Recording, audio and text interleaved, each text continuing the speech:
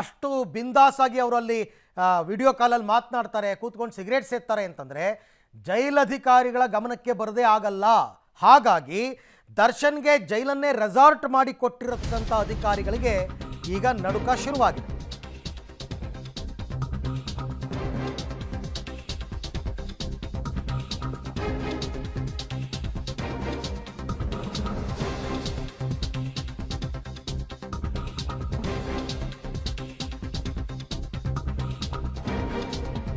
ರಾಜವೈಭೋಗಕ್ಕೆ ಅವಕಾಶ ಮಾಡಿಕೊಟ್ಟಿದ್ದಕ್ಕೆ ಅಧಿಕಾರಿಗಳ ತಲೆದಂಡ ಆಗುತ್ತಾ ಅಂತ ರಾಜಾತಿಥ್ಯಕ್ಕೆ ಅನುವು ಮಾಡಿಕೊಟ್ಟಿದ್ದ ಅಧಿಕಾರಿಗಳ ಮೇಲೆ ಈಗ ತೂಗುಗತ್ತಿ ತೂಗುತ್ತಾ ಇದೆ. ಆಂತರಿಕ ತನಿಖೆಗೆ ಕಾರಾಗೃಹ ಡಿಜಿ ಮಾಲಿನಿ ಕೃಷ್ಣಮೂರ್ತಿ ಅವರು ಈಗಾಗಲೇ ಆದೇಶ ಕೊಟ್ಟಿದ್ದಾರೆ. ತಪ್ಪು ನಡೆದಿದ್ರೆ ಏನು, ತಪ್ಪು ನಡೆದಿದೆ ಅಂಥವರ ವಿರುದ್ಧ ಕಠಿಣ ಕ್ರಮ ತಗೊಳ್ಳಿ. ಪೊಲೀಸ್ ಅಧಿಕಾರಿ ಆನಂದ್ ರೆಡ್ಡಿ ಮತ್ತು ಸೋಮಶೇಖರ್ ಅವರಿಗೆ ತನಿಖೆಯ ಹೊಣೆಯನ್ನು ವಹಿಸಿದ್ದಾರೆ. ರಾಜಾತಿಥ್ಯ ಕೊಟ್ಟವರು ಯಾರು? ಪರಪ್ಪನ ಅಗ್ರಹಾರ ಜೈಲಿನಲ್ಲಿ ದರ್ಶನ್ಗೆ ರಾಜ ವೈಭೋಗವನ್ನು ಕಲ್ಪಿಸಲಾಗಿದೆ. ಜೈಲನ್ನೇ ರೆಸಾರ್ಟ್ ಮಾಡಿಕೊಂಡಿದ್ದಾರೆ ಕಿಲ್ಲಿಂಗ್ ಸ್ಟಾರ್ ದರ್ಶನ್.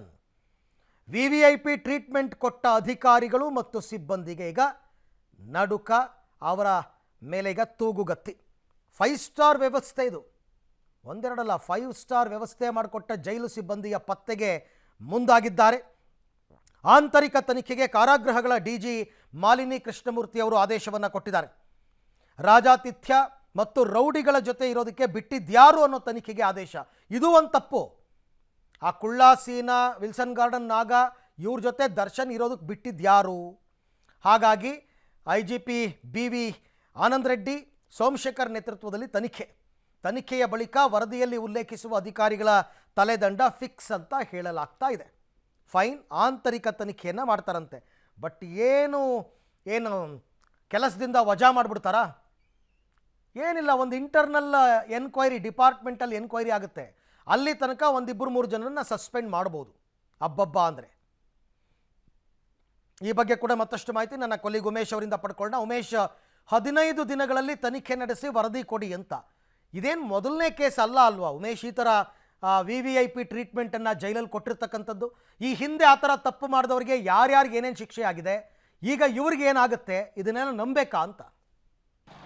ಅರವಿಂದ್, ಪರಪ್ಪನಗರ ಜೈಲಲ್ಲಿ ಇದೇ ಮೊದಲ ಬಾರಿಗೆ ಈ ರೀತಿಯ ಪ್ರಕರಣ ಬೆಳಕಿಗೆ ಬರ್ತಾ ಇರುವಂಥದ್ದಲ್ಲ. 16 ವರ್ಷಗಳಿಂದಲೂ ಕೂಡ ಪರಪ್ಪನಗರ ಜೈಲಲ್ಲಿ ದುಡ್ಡು ಕೊಟ್ಟರೆ ಏನು ಬೇಕಾದ್ರೂ ಸಿಗುತ್ತೆ ಅನ್ನೋ ಆರೋಪಗಳಿದ್ವು. ಅದಕ್ಕೆ ಪೂರಕವೆಂಬಂತೆ ಸಾಕಷ್ಟು ವಿಡಿಯೋಗಳು, ಫೋಟೋಗಳು ಕೂಡ ವೈರಲ್ ಆಗಿರುವಂಥದ್ದು. ಅಂದರೆ ಜೈಲಧಿಕಾರಿಗಳಿಗೆ ಖುದ್ದು ವಿಚಾರಣೆಯ ಕೈದಿಗಳು ಅಥವಾ ಕೈದಿಗಳೇ ಅಮೌಂಟ್ ಕೊಟ್ಟು ಬೇಕಾದನ್ನು ತರಿಸ್ಕೊತಾ ಇರುವಂಥ ವಿಡಿಯೋಗಳು ಕೂಡ ವೈರಲ್ ಆಗಿದ್ವು. ಮತ್ತು ಪರಪ್ಪನಗರ ಜೈಲಲ್ಲೇ ರೌಡಿ ಶೀಟರ್ಗಳು ಬರ್ತ್ಡೇಗಳು ಮಾಡ್ಕೊಳ್ಳುವಂಥದ್ದು ಅಥವಾ ಬೇರೆಯವರು ತಮ್ಮ ಮನೆಗಳ ಜೊತೆಗಳ ವಿಡಿಯೋ ಕಾಲ್ ಮಾತಾಡ್ಕೊಳ್ಳುವಂಥ ವಿಡಿಯೋಗಳು ಕೂಡ ಈ ಹಿಂದೆ ಕೂಡ ವೈರಲ್ ಆಗಿದ್ವು. ಆ ಸಂದರ್ಭಗಳಲ್ಲೆಲ್ಲ ಕೂಡ ಇದೇ ರೀತಿಯಾಗಿ ಅವರನ್ನು, ಹಿರಿಯ ಅಧಿಕಾರಿಗಳನ್ನ ಪ್ರಶ್ನೆ ಮಾಡಿದಂಥ ವೇಳೆಯಲ್ಲಿ ಸಂಬಂಧಪಟ್ಟ ಅಧಿಕಾರಿಗಳ ಮೇಲೆ ಕ್ರಮ ಕೈಗೊಳ್ಳುತ್ತೀವಿ, ಇಲಾಖೆ ತನಿಖೆ ನಡೆಸ್ತೀವಿ ಅಂತ ಹೇಳಿ ಎಂದಿನಂತೆ ಸುಮ್ಮನೆ ಆಗುವಂಥದ್ದು. ಇವತ್ತು ಕೂಡ ಅದೇ ರೀತಿಯಾಗಿ ಇವಾಗ ದರ್ಶನ್ ಫೋಟೋ ಏನು ವೈರಲ್ ಆಯಿತು, ವೈರಲ್ ಆದ ನಂತರದಲ್ಲಿ ಈಗ ಮಾಲಿನಿ ಕೃಷ್ಣಮೂರ್ತಿಯವರು 15 ದಿನಗಳ ಒಳಗಾಗಿ ವರದಿ ಕೊಡಬೇಕು. ಯಾರು ಪರಪ್ಪನಗರ ಜೈಲಲ್ಲಿ ಆ ಸಂಬಂಧಪಟ್ಟ ಆಯಕಟ್ಟಿನ ಜಾಗದಲ್ಲಿದ್ದಾರೆ ಅವರನ್ನು ವಿಚಾರಣೆ ಮಾಡಬೇಕು. ಯಾವ ರೀತಿಯಾಗಿ ಅವ್ರನ್ನ ಹೊರಗಡೆ ಬಿಟ್ಟರು, ಯಾಕೆ ಅವರಿಗೆಲ್ಲ ಕಾಫಿ, ಟೀ, ಸಿಗರೇಟ್ ಎಲ್ಲ ವ್ಯವಸ್ಥೆ ಮಾಡಿ ಆ ರೀತಿಯಾಗಿ ರಾಜ್ಯಾರೋಷವಾಗಿ ಇರೋಕ್ಕೆ ಬಿಟ್ಟಿದ್ದಾರೆ ಅನ್ನೋದ್ರ ಬಗ್ಗೆ 15 ದಿನಗಳ ಒಳಗಾಗಿ ವರದಿ ಕೊಡಿ, ಆ ವರದಿ ಆಧರಿಸಿ ಕ್ರಮ ಕೈಗೊಳ್ತೀವಿ ಅಂತೇಳಿ ಈಗ DG ಅವರು ಹೇಳಿರುವಂಥದ್ದು. 15 ದಿನಗಳ ನಂತರದಲ್ಲಿ ಅವ್ರು ವರದಿ ಕೊಟ್ಟರು ಕೂಡ ಅಲ್ಲಿ 3 ಜನ ಪ್ರತಿಷ್ಠಿತಂತೆ 9 ಜನ ಕೆಲಸ ಮಾಡ್ತಾರೆ. ಆ 3 ಜನರಲ್ಲಿ 9 ಜನದಲ್ಲಿ ಯಾರಾದರೂ 3 ಜನನ ಸಸ್ಪೆಂಡ್ ಮಾಡ್ಬೋದು ಅಥವಾ ಅಲ್ಲಿನ ಸಂಬಂಧಪಟ್ಟ ಅಧಿಕಾರಿಗಳನ್ನ ವರ್ಗಾವಣೆ ಮಾಡ್ಬೋದು. ಹೊರತುಪಡಿಸಿ ಯಾವುದೇ ಕಠಿಣ ಕ್ರಮ ಆಗೋದಿಲ್ಲ. ಅರವಿಂದ್, ರೈಟ್, ಕರೆಕ್ಟ್, ನಾನು ಅದನ್ನೇ ಹೇಳಿದ್ದು ಉಮೇಶ್, ಥ್ಯಾಂಕ್ ಯು. ಹಾಗೆ ಸಂಪರ್ಕದಲ್ಲಿರಿ.